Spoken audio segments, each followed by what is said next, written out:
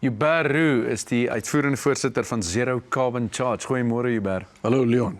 Lekker om jou te hê. Wie en wat is Zero Carbon Charge? Zero Carbon Charge ontwikkel 'n netwerk van totaal groen aangedrewe laaistasies teen al die nasionale paaie op 150 km in te valle om op te tree as 'n katalis vir die migrasie na elektriese voertuie. Want dit is groot. Wat maak julle anders as jou tipiese EV kragpunt by 'n mall of by 'n supermark? In die eerste plek is dit groen krag, soos wek alles uit jou krag op. Soos ons nie beperk in die grootte van laaiers wat ons kan insit nie. Ons gaan nou op die N1 720 kW chargers installeer. So dis die ondervinding van die kliënt. So ons wil elke voertuig in Suid-Afrika teen sy maksimum kapasiteit kan laai en dis 'n absolute kliëntgefokuste nasionale netwerk. Ja, hoeveel stasies is daar nou en hoe besig is hierdie stasies reeds al?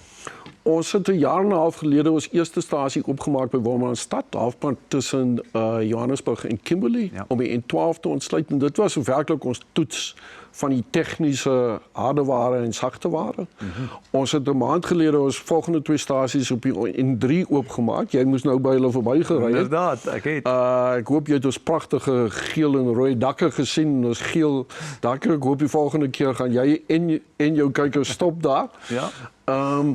Totaal verstom deur die opname. En ons is reeds in die beplanningsfase. Ons het nou net 'n ooreenkoms gesluit met 'n kommersiële gebruiker wat ons gaan noodsaak om daai 2 stasies uit te brei na 1 maand in operasie. Dis amper ongelooflik. Ja. Wonderlik. Wat is volgende op die agenda buiten dit? Die N1, Messina tot in Kaapstad.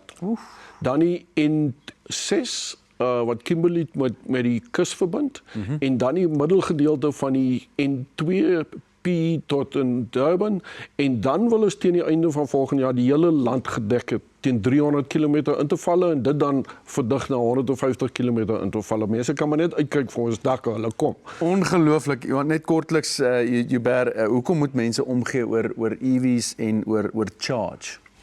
Wel, ek dink in die eerste plek, dis beter tech. 'n Elektriese voertuig, as jy een keer 'n elektriese voertuig gery het, is dit beter tech. Ja.